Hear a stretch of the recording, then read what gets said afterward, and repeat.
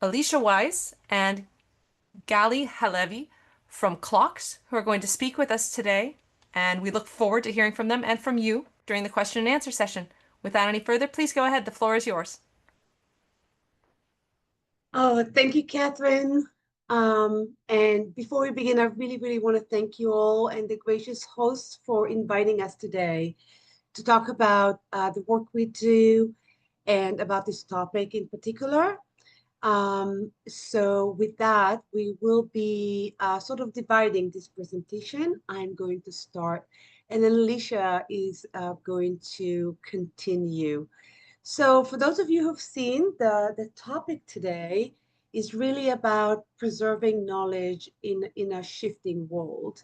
And I think this topic is really relevant for really anyone, whether you're a librarian or an archivist or anyone who's working in the scholarly arena.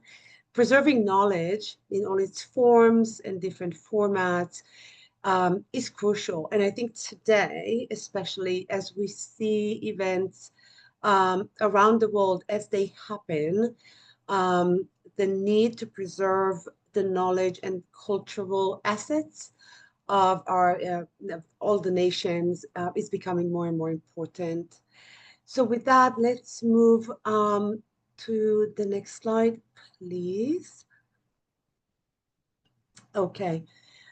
So as we all know, being in a library talk, right, knowledge is really vulnerable when it's times of war or displacement, civil war, or any other conflict. Um, First thing that can be affected are, of course, physical materials. But in today's world, where infrastructures are also impacted, where we see, databases or servers that are affected, right? The damage to our collective knowledge is across the board. And with that, we really want to emphasize that libraries and archives and digital content are often in these times of conflict face destruction. And really, after they're gone, it may become impossible to go back, retrieve them, and make them available again. So in this presentation, we are going to explore the really crucial role of preservation, the challenges that we face in conflict zones, and how our organization, CLOCKSS, supports the mission of preserving knowledge and making it safe, regardless of external circumstances. I wanted to begin by giving you some very brief examples, and I know they're not very pleasant, but I thought it's important to put them forward. The value of scholarly content for all of us, right, in the library world is vital. It's a key to education, to research, development. And in conflict zones, access to information and materials is also crucial for medical response, for infrastructure rebuilding, for civil education, and any loss of content can delay recovery and perpetuate knowledge gaps in the future. Not to mention the fact that heritage, the fact that research, accomplishments and discoveries are lost and sometimes lost forever, and we need to keep that in mind. Okay, so I wanted to give you really brief examples of, I mean, we all know this, but I think when we see pictures like this of destruction, we often, naturally think of loss of life and injuries and displacement. But also, we really wanted to draw your attention, in addition to that, unfortunately, that there's physical destruction, right? The bombings, the fires, cyber attacks on institutional repositories, on libraries, right? Is a part of a conflict around area. There are internet shutdowns, data censorships, right? It depends on the regime or whomever is in power. And often there's forced migration of academics and institutions. And then the knowledge that was captured and collected is left behind. So a couple of examples, and there are links included in each slide if you would like to read about this further. But for example, in Syria, hundreds and hundreds of educational institutions were damaged or destroyed during civil war, airstrikes, resulting in death of more than 1,000 students and educational personnel. 1 in 5 schools in Syria had become unfit to use due to damage, destruction, occupation by armed groups. And these images are really powerful. If you are interested to go into that article, there are more images there that really capture how civilians are trying to salvage, right, some of these physical assets, right?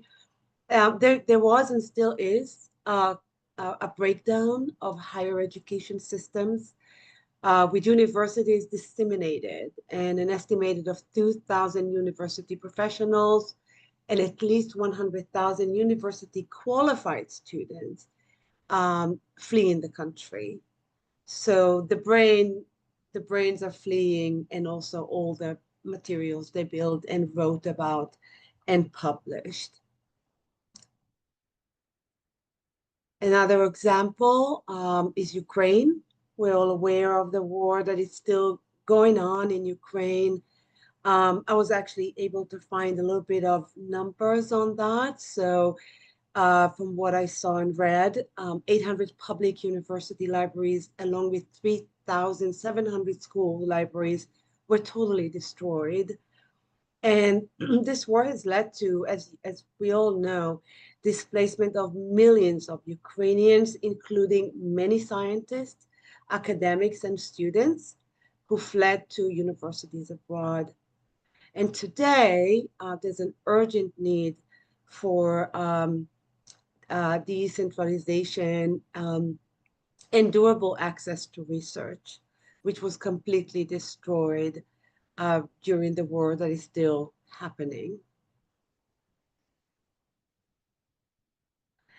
And this is the last grim example that I have, and I apologize for it being a little, a little depressing, but I really wanted you to see what's happening in these areas of conflict. In Afghanistan, for example, during the Taliban regime, Afghanistan only had 7 public universities and characterized by non-scientific curricula and minimal international linkages. 15 out of 18 libraries were closed. About 80,000 books were lost during the Civil War, with many of them used as fuel or sold at bazaars. In 2024, on top of that, floods destroyed or damaged 110 schools, disrupting completely the education of thousands of students. So these are just a few examples of how our knowledge, content can disappear. And now I'm going to hand it over to Alicia to talk about what we do to help preserve it for future generations. Thank you so much, Gali. And let me make sure I am sharing again. Can you see the slides? Yeah, great. So Gali's giving us a very sobering overview of some of the challenges around the world and the systematic attack on information and knowledge that can accompany conflict.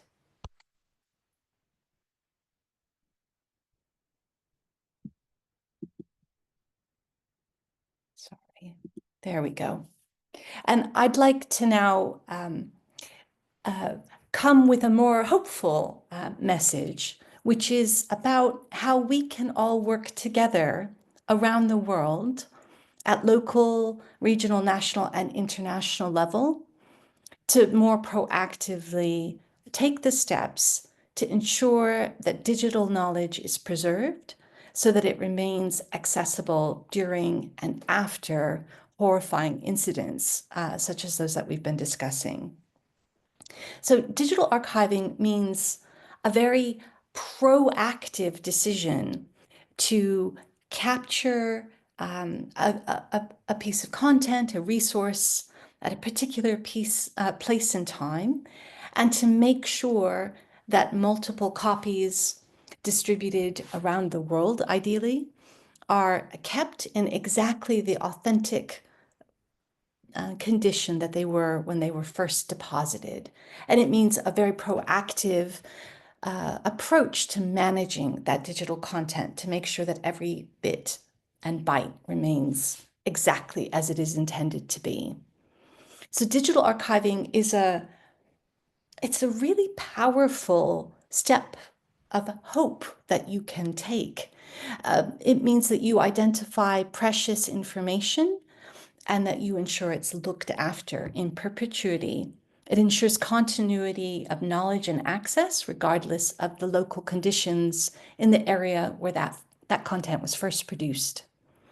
Redundancy and geographical distribution are absolutely key because unless content is preserved outside of the local environment in which it was first created or collected, it remains vulnerable.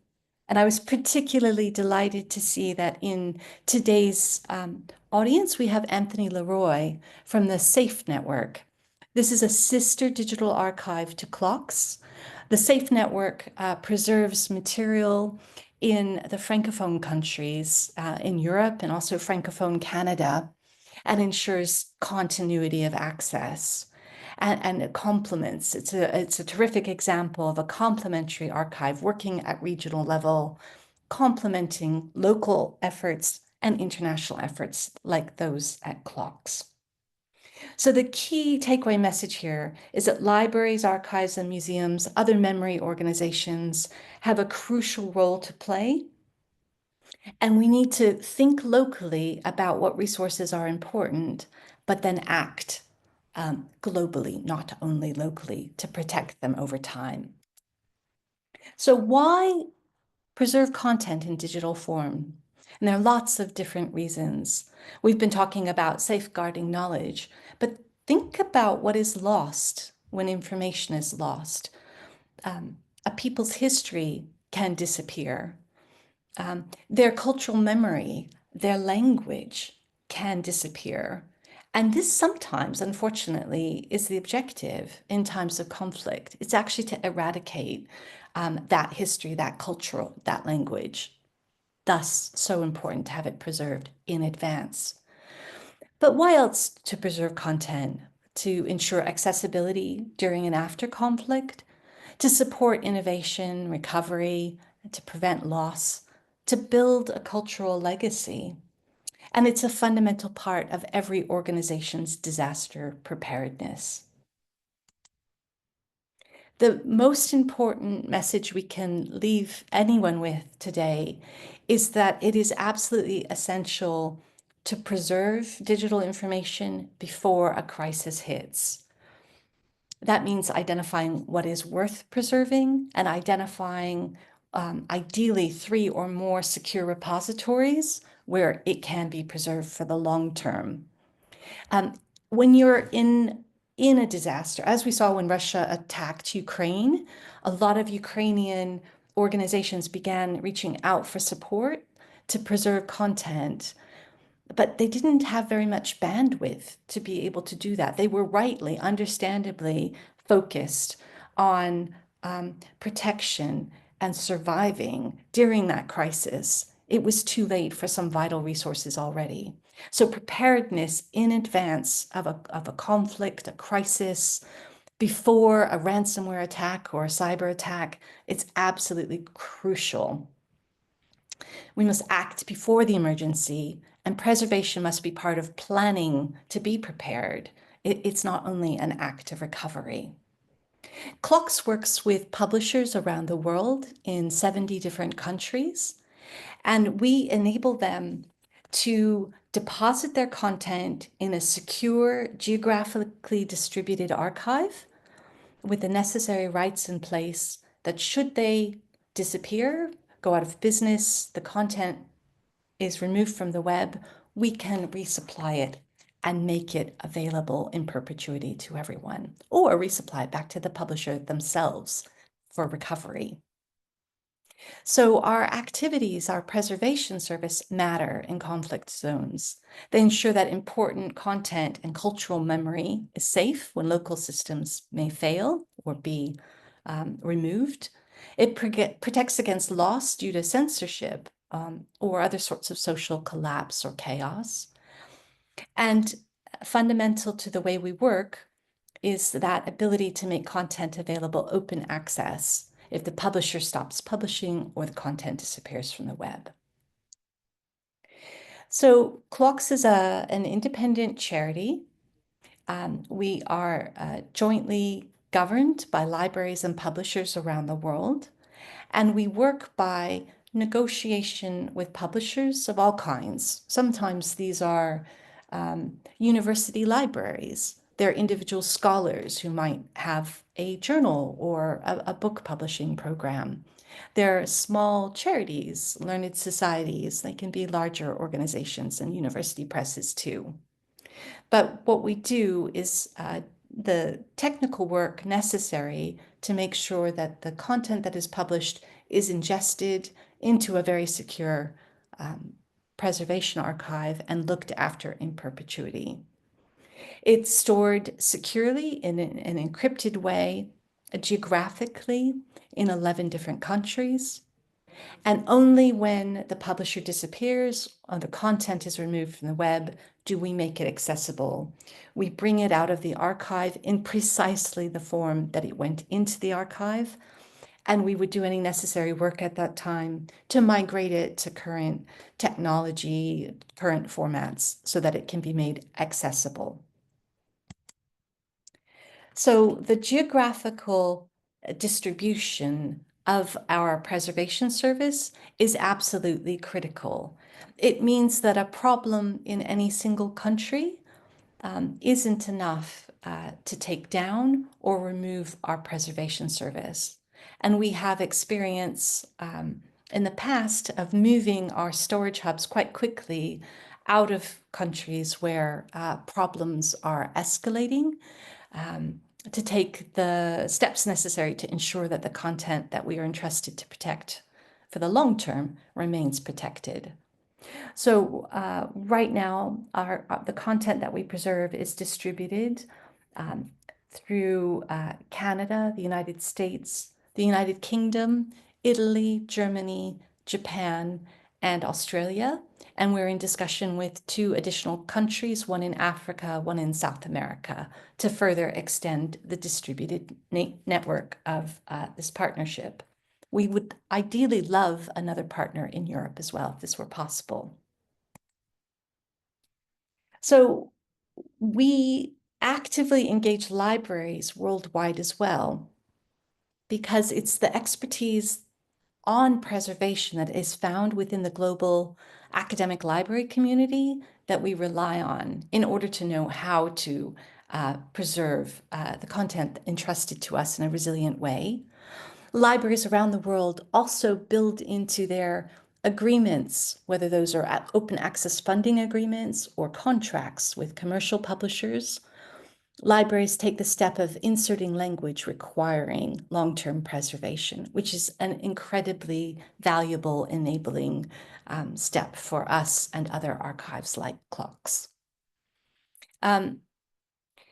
We host our nodes in libraries around the world, and we rely on the expertise and the computing infrastructure and facilities that are different in each of the host locations to add additional security and resilience to the system.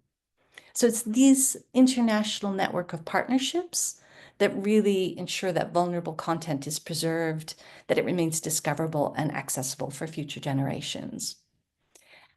And our mission is to create this global safety net for digital content, academic materials of all kinds, in all languages, serving all subject areas, built with and for the international library community. We have various principles that underpin our work. We are committed to being an open infrastructure and to providing open access to the content we bring out of the archive, so it remains accessible to everyone in perpetuity. We are inclusive of publishers of all kinds, large and small, of libraries of all kinds, to scholarship created and disseminated in all countries around the world. We are taking steps to decolonize the collection and to make it more diverse and inclusive of different academic and research perspectives, to additional voices, to make sure that the scholarly record itself becomes more diverse and equitable and inclusive. The range of content is evolving over time, not only books and journals now, but a variety of related materials, educational materials, video, image collections, and databases of various kinds. And the objective here is to create a truly representative global scholarly record that is preserved in perpetuity. Affordability is a key consideration. We have a tiered funding model, which reflects both an organization's collecting budget, but also purchasing price parity between countries around the world. And we strive to take the steps necessary to make sure that cost is never a barrier to ensuring that needed content is preserved over time. With that commitment to affordability, we also are committed to financial sustainability. CLOCKSS is now nearly 25 years old, and we have a sustainable funding model through contributions by libraries that support our mission and service fees for publishers around the world. And we have a really small, friendly, effective team. There are 10 of us in total distributed around the world. And we are very mindful to keep costs low and to work effectively and efficiently. So we are committed to ensuring that knowledge, wherever it is created, wherever it is valued, should be protected.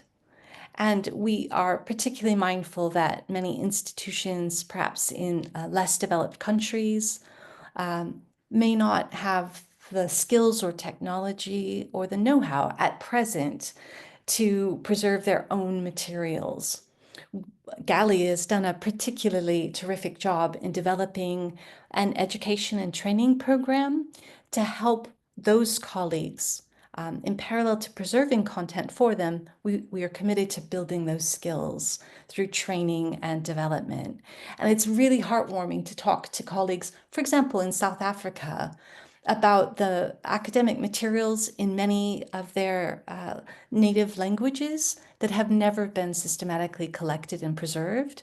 The huge efforts that libraries in South Africa are making to digitize those collections, and it's important for them to be preserved locally and nationally and regionally as well as internationally. Knowledge shouldn't be at more risk because of historical inequities that exist. And we're really keen to work in partnership with libraries around the world to overcome those sorts of challenges.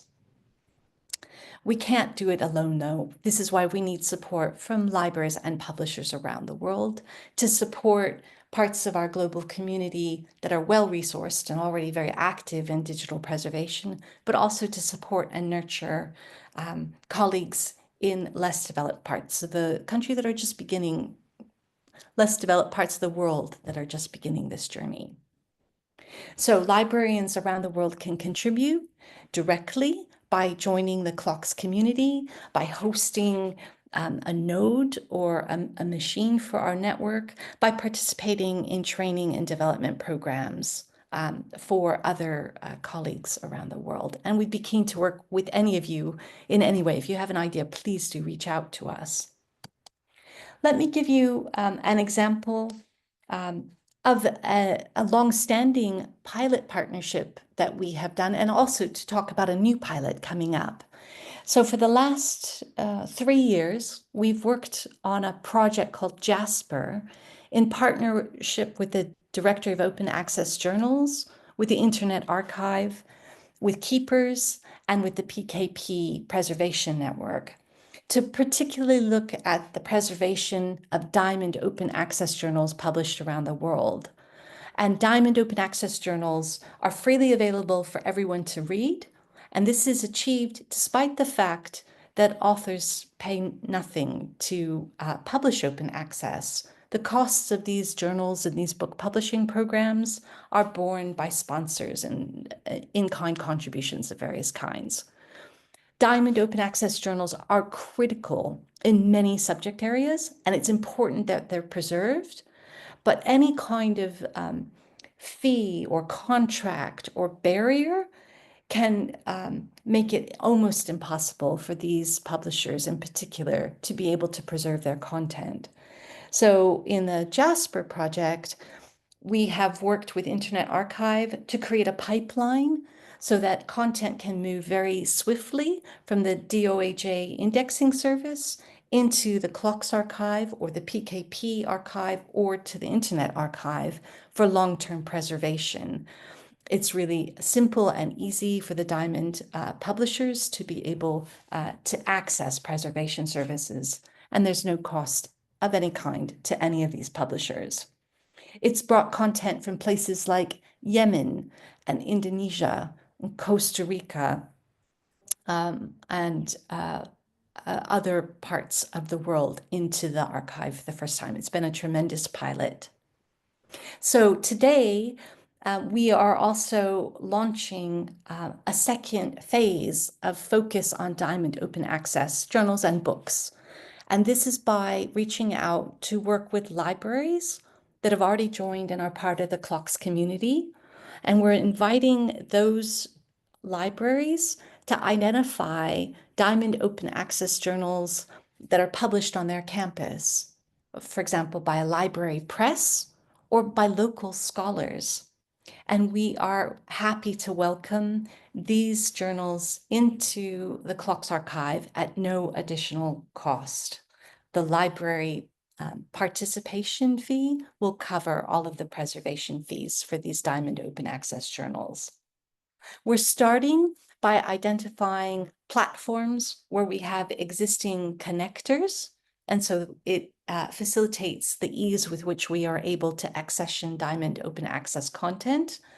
We're starting with the Open Journal System, OJS, and with Janeway, which is a platform associated with the University of Michigan and other presses. A question for all of you in the event today: are there other platforms we should be looking to prioritize? If you know of a Diamond Open Access journal in your area that can and should be preserved, do let us know, perhaps in the chat, about where it's hosted and what the hosting platform is that we could perhaps consider for our pilot. That would be really helpful. Diamond journals are absolutely crucial to preserve in order to support equity, sustainability, and scholarly diversity, bibliodiversity, which are key pillars of the open access movement. And we're delighted to try to be working in partnership with libraries and other open infrastructures around the world to really facilitate the long-term preservation of this material. So we're wrapping down now, just a final few slides. We support libraries and publishers in both fragile and very robust regions by preserving their content, their digital content, safely at a fair price. Institutions can deposit content for preservation, whether they are libraries or universities or publishers themselves. And it's our international network and collaboration and international efforts to identify content that needs to be a long-term part of the scholarly record and collaborative tools then to streamline the ease with which that content can be accessed for preservation that ensures the long-term resilience of the archive, along with the distributed hosting. We are keen to encourage at-risk organizations to prioritize digital preservation, pause when things are relatively good around you or just beginning to deteriorate, and think really hard about what knowledge needs to be preserved. It's essential to take steps to facilitate digital preservation before a crisis is upon you. I really can't emphasize that enough.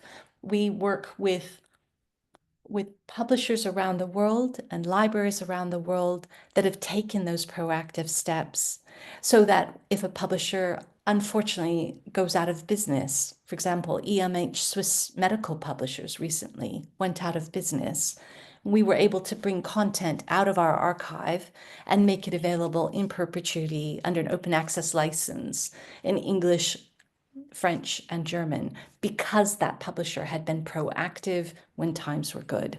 This is the message. Take these proactive steps now. We are aiming to build global solidarity and support, a community of good practice internationally to safeguard academic knowledge. And we need to work with and through a variety of partners around the world. So please join us. And our commitment to open infrastructure, open source software, and open access, we see as crucial to ensuring continuing access for everyone around the world. So let me stop there. Our email addresses are on the screen. So it's ghalevi@clocks.org or aywise@clocks.org. Please feel free to drop us a line. We'd welcome any comments or suggestions, tips, pointers, or ideas about how to identify and preserve bits of the scholarly record that may not be preserved at the moment. And with that, there's an opportunity for some discussion if you would like. And any suggestions or advice or support would be very welcome in the webinar. So thank you again for this opportunity, ALIS colleagues, and over to you all. Thank you very much to Gali and to Alicia both for the presentation. We invite all participants to raise your hand if you would like to ask a question or make a comment live in the chat in the event. If you would like to submit your question in another format, please feel free to submit it as in the chat function, and one of our team will read the question out for you. While people determine what approach they want to take in order to share their questions. One question that I had was, what happens if one of the publishers chooses to take their own material down? So if a publisher has preserved with CLOCKSS and makes a decision to remove their content from the web, it depends why they're doing that. We have had publishers in the past who've just decided that they no longer wish to publish. In those cases, we bring the content out of the archive and we make it available under an open access license. And we create a new dissemination stream for that content. Sometimes a publisher will remove a book, for example, while it's going through revisions to produce a new edition. In those cases, we respect that editorial decision to revise a piece of content, and we would give them time and space to do that. There's a good example. I'm not a chemist. I don't know if any of you are, but there's a journal called Heterocycles, which was published by a very eminent Japanese society from the late 70s, and I think it was quite fundamental in creating the field of heterocyclical chemistry. And the publisher decided to stop disseminating their content. They simply replaced it with a little notice on their website. And we've brought all of that content out of our archive now, and it's freely available under an open access license. In fact, I'll pop the URL for that journal into the chat.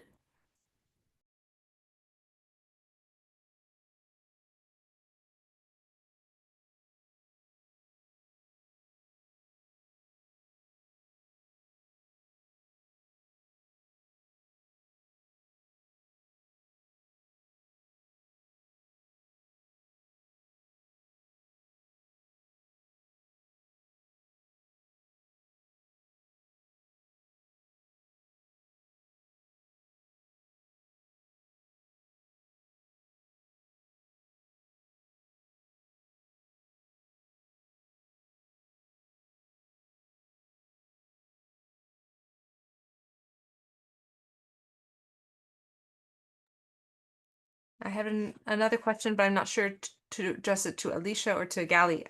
One of the questions that came up is also relating to the, we'll say, environmental ecological footprint of the digital repositories. For a number of us, that might not be a big concern because we only have one copy and we have small scale functions, but is this something that is being addressed in the replication, because you're talking about replication in multiple locations? Is this something that is being discussed or being addressed? Yes. Gali, is it okay if I answer that? Okay, thank you. This is crucially important because digital preservation costs time and money, but it also requires carbon in the form of electricity and to produce machines. And you're absolutely right. It's good practice, I think, for every archive, whether print or digital, to take steps to understand its environmental impact and to take remedial steps. So CLOCKSS has worked for the last almost 2 years now on understanding our carbon footprint. We have had a project with 4 of our host organizations to understand the electricity use and so forth in those locations, and we've modeled that up across our 12 storage sites. And we've been able to calculate that our corporate and archiving activities generate around 10 tons of carbon a month. And that is quite an empowering figure. If memory serves, it's about equivalent to running a fleet of 25 to 30 cars. What that means is that we have a baseline for the first time to begin having serious discussions with our board about steps that we can take to reduce that. And so options that are under discussion, under consideration, I wouldn't pretend that we have a firm conclusion yet, are things such as reconfiguring our network of 12 storage sites to become six site subnetworks. So we essentially double our capacity to preserve content without increasing the carbon footprint. We could also perhaps reduce the total number to 6 in total by increasing the machine capacity, but decreasing the number of machines. So this is an option as well. So that's one thing we're doing. The second thing we're doing is we're trying to take a leadership role internationally. So I'm chairing a working group of the Digital Preservation Coalition, which is a terrific organization. If that's not on your radar, it should be, for all digital preservation practitioners around the world. And the DPC has convened an international working group. We are developing and aim to have completed by the end of this year a guide to good practice for digital archives in how to build a case with senior leadership to begin on a carbon calculation process, and then easy steps to guide you to get started, and hints and tips about how to track electricity usage and consumption and so on. We'll also be making available a simple calculator tool and a mapping tool that can be, we hope, helpful to other digital archives around the world. And I'm really grateful. We've got colleagues from Finland and the Netherlands, Canada, Australia, the US, and in different parts of Europe collaborating to create those tools. It's really terrific to work again as part of a global community on some of these shared challenges and problems. Thank you very much. There's a question in the chat. It says, thank you a lot for the presentation. Here's my question. How can we preserve and protect globally instead of locally? Unfortunately, libraries and archives are not that powerful, and some governments are censoring knowledge and history. So how can we proceed? How can we do? So some simple things you can do. With your collecting budgets, you will be purchasing content, even if only a little content, from open access publishers or from commercial publishers. Include language in those agreements requiring them to preserve their content. That's a really powerful step.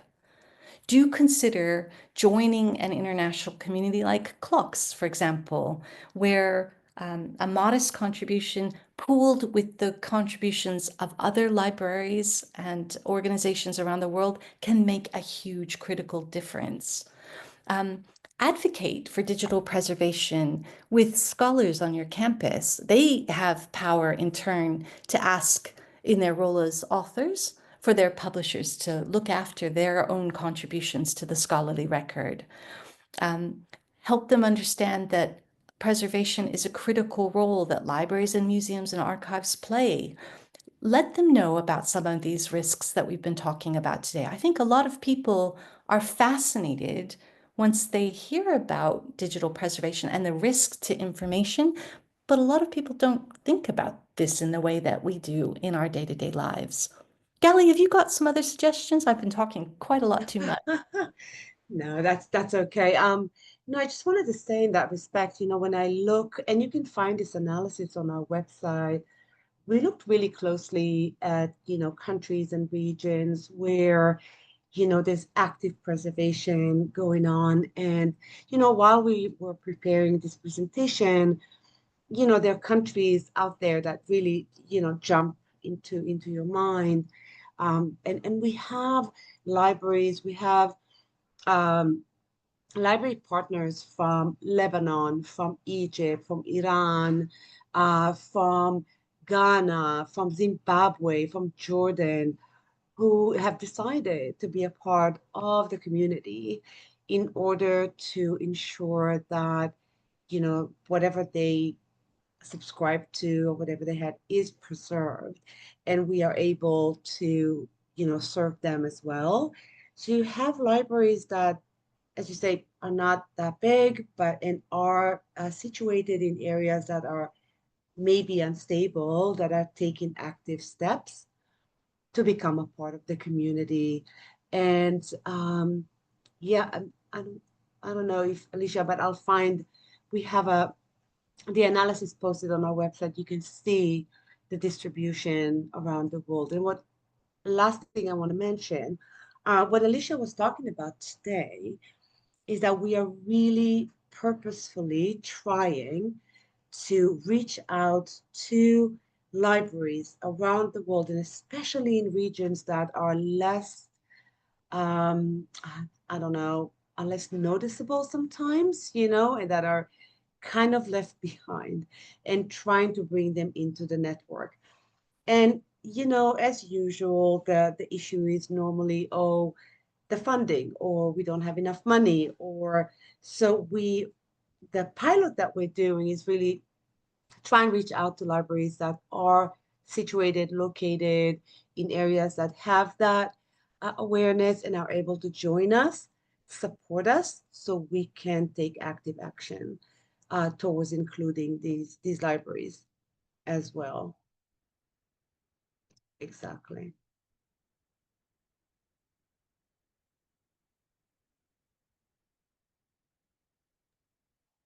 We have another question comment in the chat from another participant.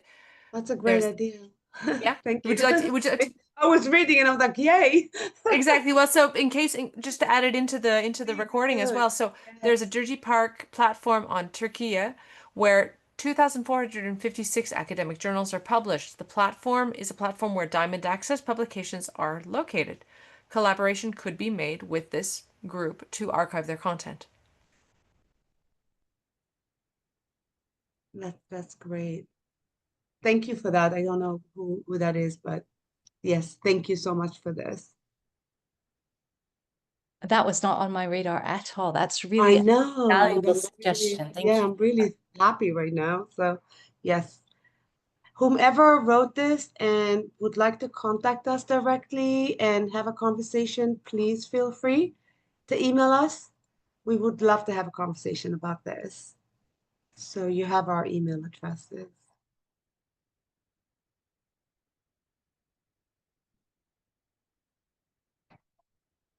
Perhaps I can also give you the perspective of a medium-sized university that supports CLOCKSS. So Brussels, French-speaking university, ULB, has officially been supporting CLOCKSS for several years now, because we think it is by far the best solution to preserve scholarly communication, including the publication from the largest publishers. And one of the main reasons is that it's based on an open source solution, and it's jointly managed by both the library and the publishers. So we think it's a key indicator in this solution. And also, as Alicia mentioned, the LOCKSS technology can support a variety of use cases. It is completely content agnostic, so you can actually preserve whatever you want, what kind of digital content you want in this solution. And so to preserve our own resources, which is typically unique and only available in our institutional repositories, we developed our own LOCKSS networks, inspired by CLOCKSS, 11 years ago, and we did that together with 6 universities. So those are two complementary services, CLOCKSS and the network that we developed.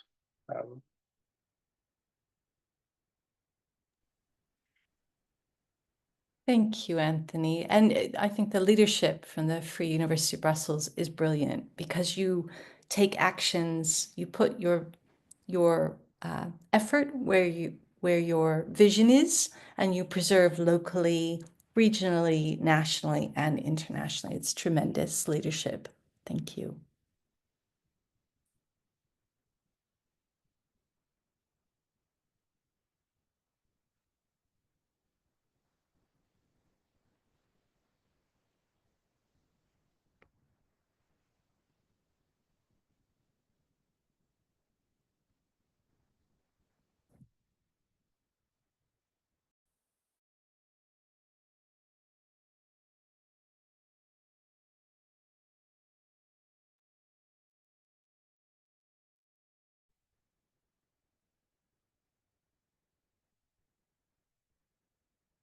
All right, we're reaching the end of our time for today's Library Science Talk.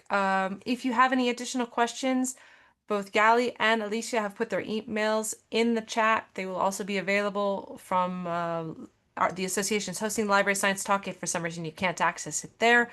We invite you to reach out to them for follow-up. Thank you to both of our speakers as well as our participants for making a very enriching experience this afternoon. We look forward to seeing all of you in future Library Science Talk events. And thank you again for taking the time today to be with us. Thank you very much. Bye, everybody.